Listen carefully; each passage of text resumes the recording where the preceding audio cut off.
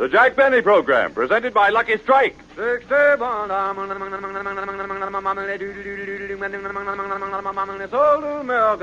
Gentle tobacco, smooth tobacco, tobacco that's deeply enjoyable to smoke puff after puff. That's Lucky Strike tobacco. Yes, friends, at the tobacco auctions, Lucky Strike buys truly fine tobacco and pays millions of dollars more than official parity prices to get it. And you are the reason Lucky's are so particular to get fine, ripe, mild tobacco.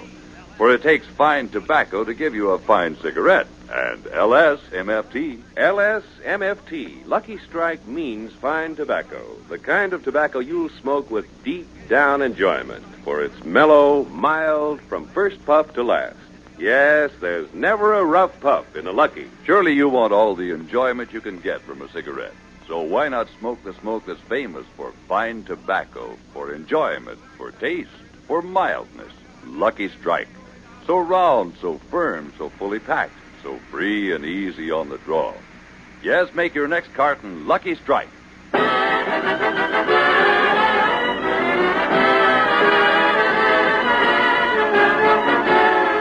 The Lucky Strike program, starring Jack Benny, with Barry Livingston, Phil Harris, Rochester, Tennessee, and yours truly, Don Wilson.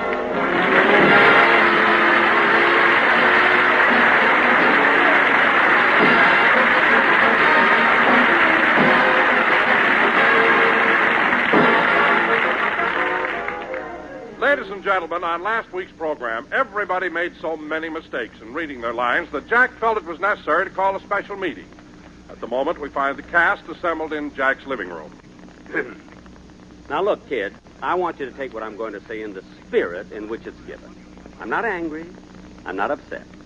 But I did feel it was necessary to call this meeting. All right, Jack. What's the meeting about? Yeah, let's get it over with, huh? Well, Phil, as I said before, I'm not angry. But on last week's program, I never heard so... Dennis, you're not paying attention. Get away from that fishbowl. The last time I looked in this bowl, there were only 2 goldfish. I know. Now, kid... How come there are 3 of them now? Because the first 2 fell in love and got married, that's why. Now, kid... Well, if they just got married, why'd they take in a boarder?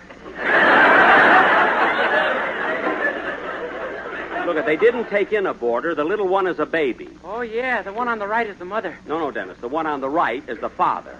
You could have fooled me. Dennis, will you do me a favor? Oh, for heaven's sake, Jack. You called us over here for a meeting, so let's get on with it. Yes, Jack, tell us what's on your mind. I'm trying to. I called this meeting to find out why there were so many mistakes made on last week's broadcast. All right, so we made a few mistakes. Is that a reason for you to get mad? I told you I'm not mad. Livy's right, Jackson. You're burned up, and you know it. I'm not burned up. Jack, there's no reason for you to get so upset. Upset? What makes you think I'm upset? You look like a football coach whose team has to play Notre Dame. All right, you kids can have your little joke. And one couldn't be a star of my magnitude without being able to take a few jibes from his underlings. But, as I said before, I'm not mad. All I want to do... Benny. What do you want now? Are you sure the one on the left is the mother? Yes, Dennis, the one on the left is the mother. The one on the right is prettier. All right, so the father is prettier than the mother. Well, that doesn't make sense. Sure it does, kid. Take me and Alice. Phil, be quiet. Okay, Jackson, okay. I'd like to get this meeting over anyway. What kind of mistakes did we make last Well, week? for one thing, Phil, you don't even know how to speak the English language. If a word has over 2 syllables, you don't even know what it means. I may not know what it means, Jackson, but when I speak, I have perfect diction. Phil, as long as you brought that up, I've got news for you.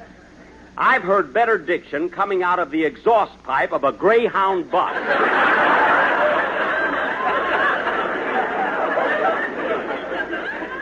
Believe me, Phil, the only thing that sounds worse than Harris the speaker is Harris the musician. Now, hold it, Jackson. Hold it.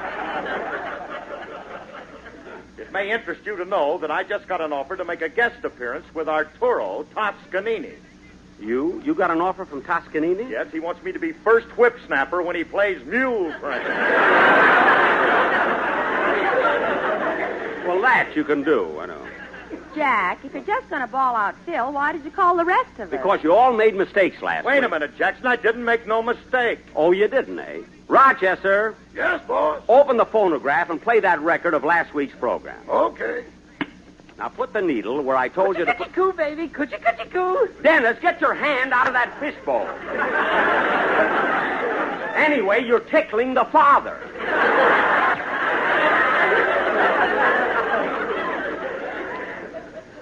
Now go ahead, Rochester. Start the record where I've got that little chalk mark. You say you didn't make any mistakes, eh, Phil? Just listen. This is the part where we were talking about your picture, Wabash Avenue. Now listen.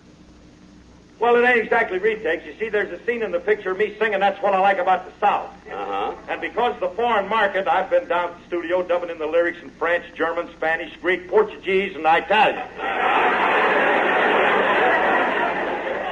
Portuguese? That's all, Rochester. Did you hear that, Phil? Did you hear that? Portuguese. I thought it sounded cute. Play it again, Roch.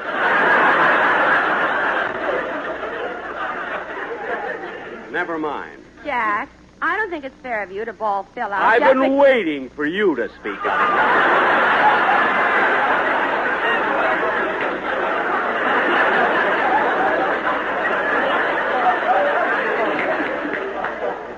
Rochester, put that other record on, the one marked Mary.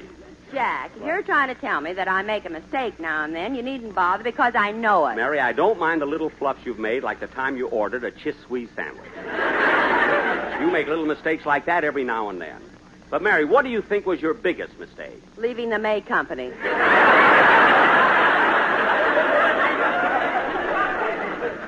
Well, I won't argue that point. If you want to eat and get fat, that's your business. Now, I have a record here. Well, Mr. Benny, are you sure the one on the left is the mother? I'm sure. And Dennis, stop interrupting. I want to get this meeting over with because I have to go to see Ronald Coleman on some very important business. Now, look, Mary, you say you didn't make any mistakes last week. Look, I want you to hear a recording of a program we did a few weeks ago. Rochester, put it on where I've got that little chalk mark. Yes, sir. Now, listen, Mary. Mary, all the networks are nice. And it's about time people realize that there's no animosity between them. There isn't? Of course not. Now, take CBS. They even put Johnson's wax on the floors. Jack, CBS didn't put it there. So many stars have come over, they tracked it in on their heads. On their shoes.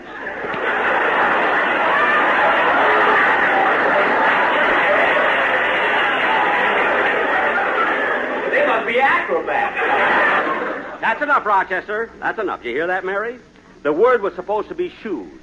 Now, how in the world did you possibly arrive at the word head? Jack, that happened 4 weeks ago. I didn't deny it. I said I was guilty. You sentenced me to 3 days at hard labor. I painted your house. Now, let's forget it. You won't forget it until you finish the windowsills. I want them green. Jack, is the meeting over? No, Don, not yet. I want to show Mary a fluff that she made on last week's program. Rochester, play that first record again. Yes, sir. The place I'm looking for is somewhere around the middle. Go ahead, play it. Isn't it wonderful out here on the ocean? Yes, Don, there's nothing I love better than a no-obligation cruise. Oh, that's not it, Rochester. Move the needle further down. Yes, sir. Okay. Ocean's a little rough. Well, it can't get too rough for me. You know, during the First World War, I used to be on the Navy. A little further down. Wait a minute. Play that last part again. What's the matter? Jack, you said you were on the Navy instead of in the Navy. I did not. Oh, you didn't, eh? Rochester, play that part again. Okay. Jack, you better sit down. The ocean's a little rough. Well, it can't get too rough for me. You know, during the First World War, I used to be on the Navy.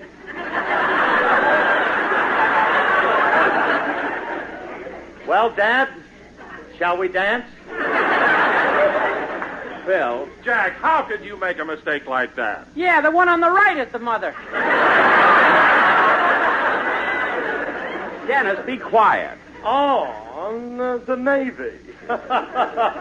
You know, Jackson, your face is the color of my eyes. Okay, Jack. What have you got to say now? I got this to say. I did not make a mistake. What? I said I did not make a mistake. But, Jack, we heard it distinctly. You said you were on the Navy. I said it because it's correct. When I became a sailor during the First World War, they put me on board a ship called the USS Navy.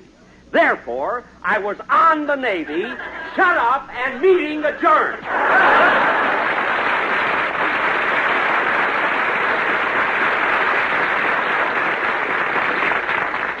Now, Phil, you and Mary can leave, but Don, I want you to stay. And you too, Dennis. I want to hear your song. So long, Jackson. Bye, Jack. Tell me I made mistakes. All right, Dennis, what are you going to sing? Well, this is an old song, Mr. Benny. It was written by Ben Oakland and Herb Magnuson, and Georgie Jessel wrote the lyrics. Oh, Georgie Jessel. What's the name of it, kid? Roses in December. Good. Let's hear it.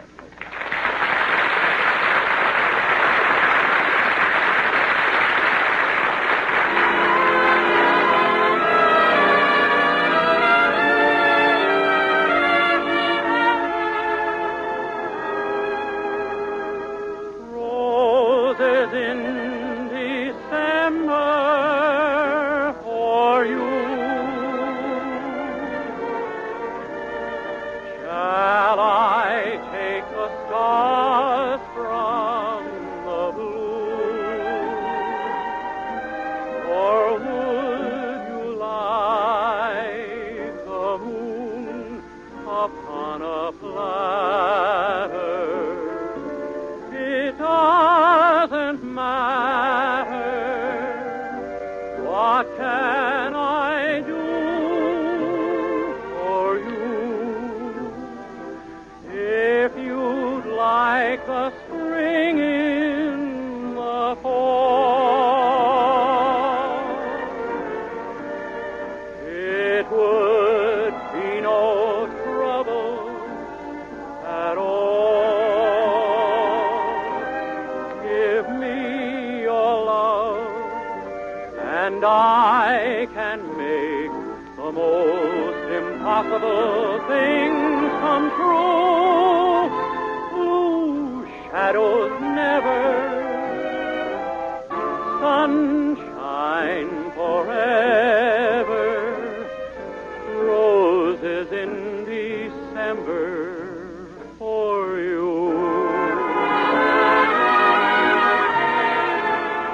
If you'd like a spring in the fall,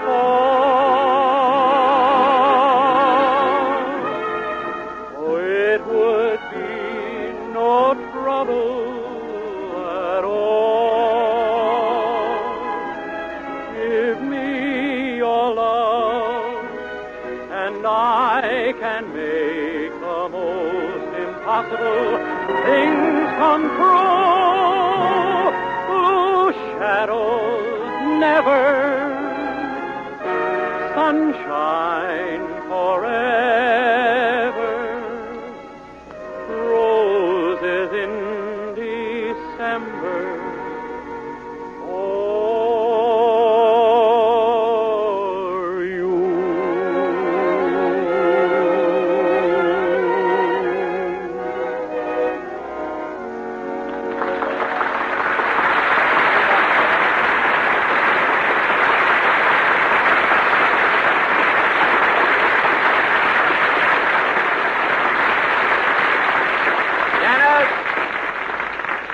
Dennis, that was beautiful. I don't know, it seems that lately your voice is getting better and better. You didn't even say goodbye.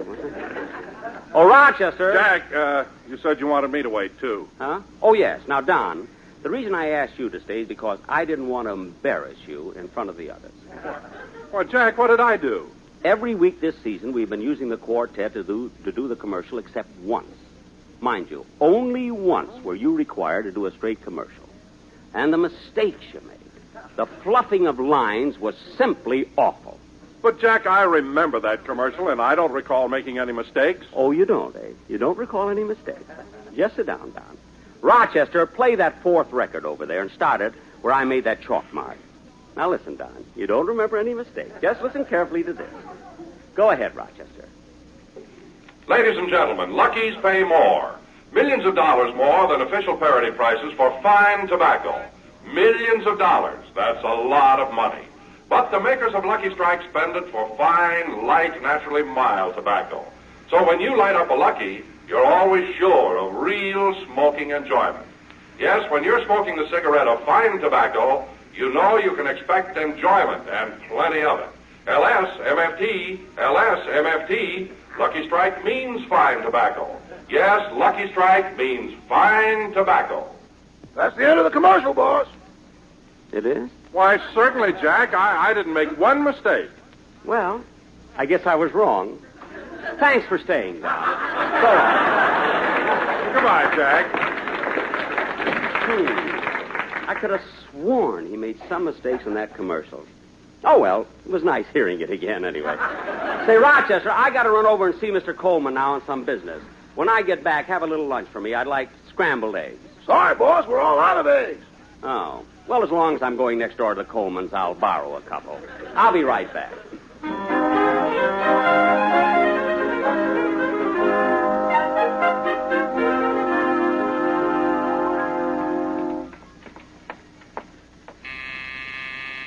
I hope their butler doesn't answer the door. I don't think he likes me. Well, hello, Benita. Oh, hello, Jack.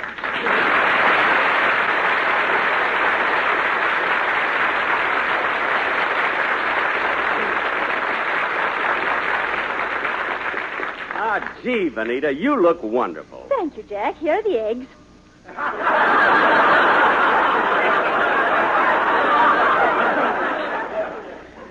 Benita, how did you know I wanted to borrow eggs?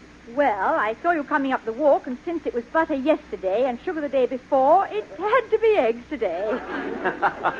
Oh, yes. So we've completed the cycle, haven't we? Yes, we have. Now, is there anything else you might want? Bread, cream, flour, lettuce, turnips? Well, We're pushing turnips today.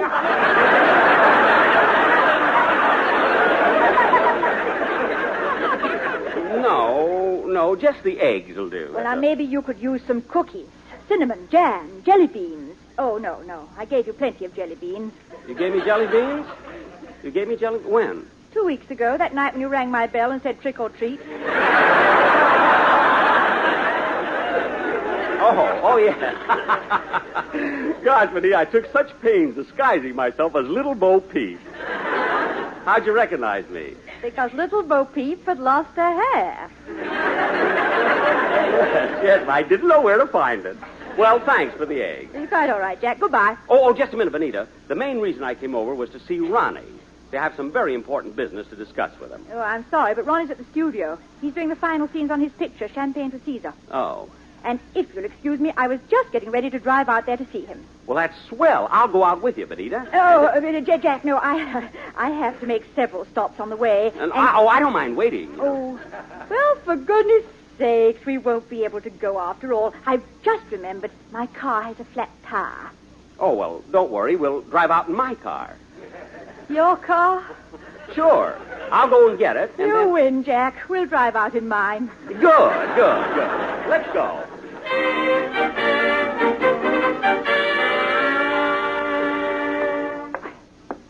Here we are, Jack. Stage 5. Now, you've got to be very quiet in there because... I know, Benita, I know. I've made a lot of pictures myself. Oh, yes, I forgot. Thank you. Come on, let's go in. The director says it'll be a few minutes before the next scene. They have to change the lights, Mr. Coleman. Thank you. Call me when he's ready, will you?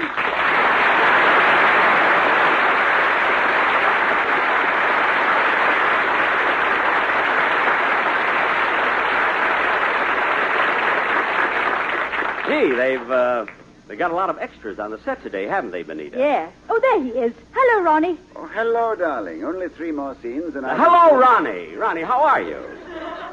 Oh. Oh, why, Jack, what are you doing here? He came out with me. He wants to see you on business, darling. Yes. Gee, it's good to see you again, Ronnie. Shake. Whoop. I forgot to take the egg out of my hand.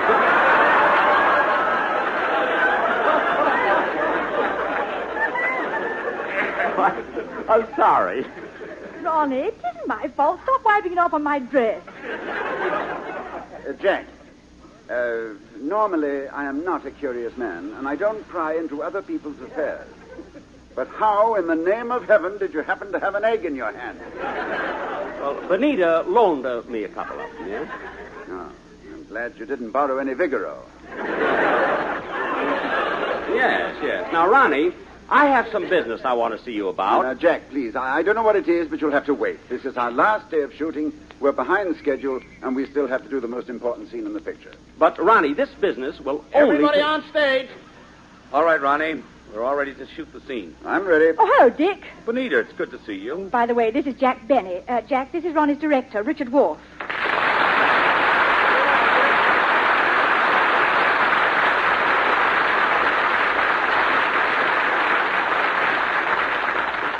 Well, it's nice meeting you, Mr. Worf. It's a pleasure meeting you, too, Mr. Benny. Just nod to him, Dick. Don't shake hands. Don't shake hands. I'll explain it to you later. All right. Now, Ronnie, this is the one we rehearsed this morning. Remember, the main feeling is that you're expressing contempt, not hatred. Merely contempt for your business associates. Very good. And, Dick, don't you think it would be better if instead of sitting, I stood behind the desk? Yeah, let's try it that way. Quiet, everybody. Quiet on the set. Action. Gentlemen, at last I find courage to speak. I can't let this go on without a word of warning. You men are the forerunners of intellectual destruction in America. And I, for one, refuse to see the educational system of this country ruined by silly, simpering... Whoops! Dropped my other egg.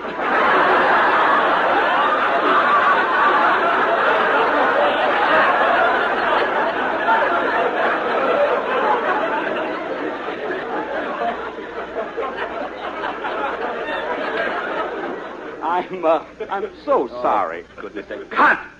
Mr. Benny, would you please... let me handle this. Jack, how many eggs did you borrow? 2. Good. He's out of them, Dick. We can go ahead. Yes, go right ahead. Okay. Quiet on the set. Roll 'em. Take it, Ronnie. Gentlemen, at last I find courage to speak. I can't let this go on without a word of warning. You men are the forerunners of Sorry, Ronnie, it isn't your fault, but I noticed too many shadows in the background. Hey, Joe, turn up the arcs on the right platform. That's better. Now, Ronnie, go through the speech once more with the new lighting. This will be just a rehearsal. Okay. Gentlemen, I have finally found courage to speak. I can't let this go on without a word of warning. You men are the forerunners of intellectual destruction in America. Cut! That was perfect. Now, this one we'll take. Ronnie, try to get a shade more contempt into your voice. All right, Dick, I'm ready. All right, good. Everybody quiet. Quiet, everybody. This is a take. All right, Ronnie. Camera. Action. Gentlemen, at last I find courage to speak. I can't let this go on without a word of warning.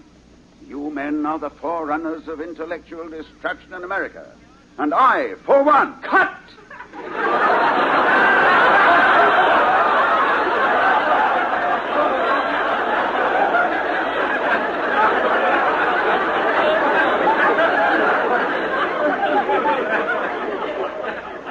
Ronnie, I thought you had a little too much contempt in your voice. You see, I think that you should have done... You think? Mr. Benny, I happen to be the director of this picture. I know, but I'm trying to give you the benefit of my experience, Mr. What was your name again? Worf, Richard Worf. Say, that sounds familiar. Worf. I've heard that name before. Very likely. I have a brother in San Francisco named Fisherman.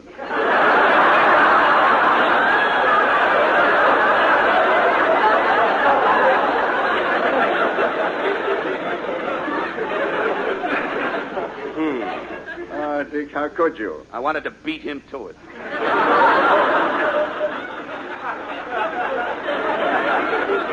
What? I've heard you on the radio. You pick on anything. Look, Mr. Worf, I'm only trying to help you. I don't need your help. Mr. Worf, for your information, making moving pictures is not a cut and dried business. There's no sure way to produce a good picture. The only way we can learn is by mistakes. You better listen to him, Dick. He's made some buttes.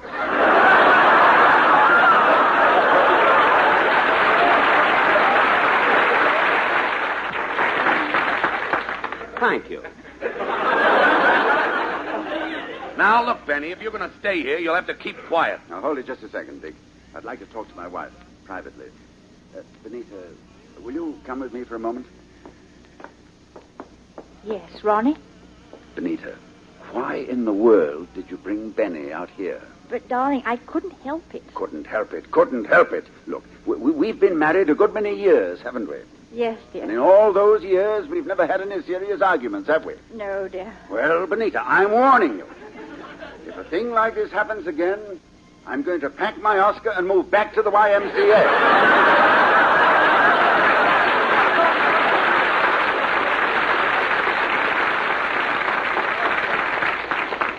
Now, do you hear?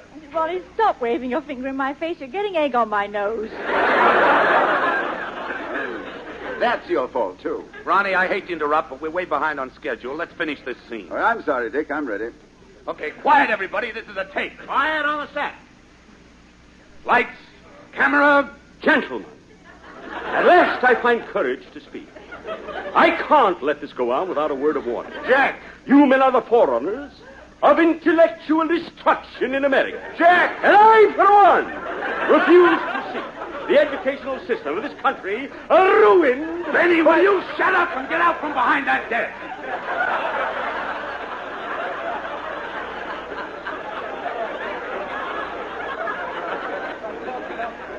I was only trying to show Ronnie how that speech should be... We don't need your help. For heaven's sake, Ronnie, can't you get rid of this... Schlemiel? Thank you. Look, Jack, I don't mind too much. I'm used to you. But you're new to Mr. Wharf. Please leave the set. But Ronnie, I can't leave now. I came out here to see you on business that's important to you. All right, Jack, all right. You've delayed the picture for an hour. You've ruined 3 takes. You've upset my director and caused me to argue with my wife. Now, what is this important business you want to talk to me about? Ronnie, do you realize that here it is, the middle of November, and you haven't ordered your Christmas cards yet?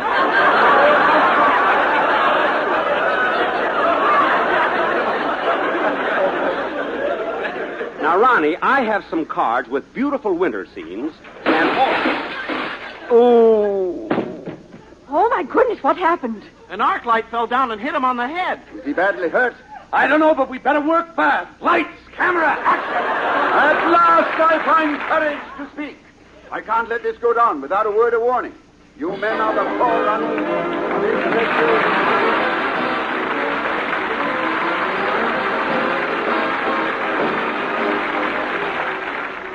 Ladies and gentlemen, help observe the first annual National Kids Day on Saturday, November 19th, and you will be helping the underprivileged children of your community. All funds raised in your city remain there for the benefit of the children of your community. Thank you.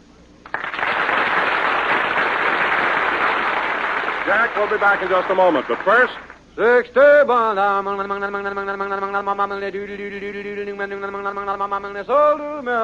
Lucky's pay more, millions of dollars more than official parity prices for fine tobacco. And that's mighty important to you because fine tobacco and smoking enjoyment go hand in hand. And LSMFT. LSMFT, Lucky Strike means fine tobacco. Ripe, mellow tobacco that gives you a more enjoyable, a smoother, milder smoke with never a rough puff.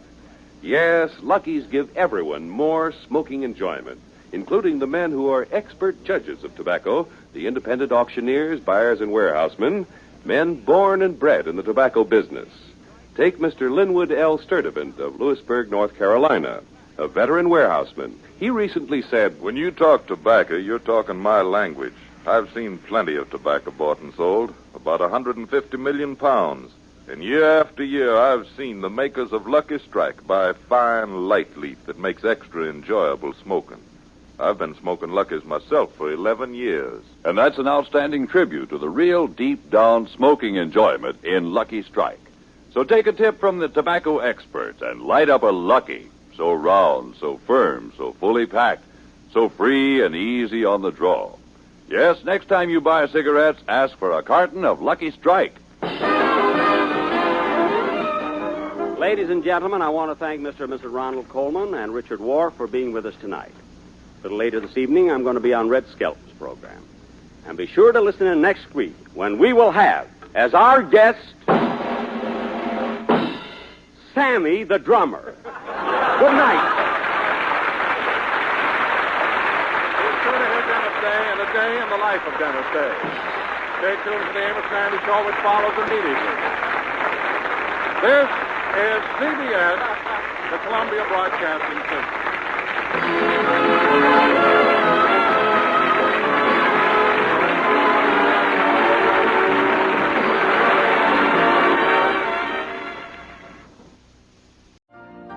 You've been listening to the OTR Gold Network.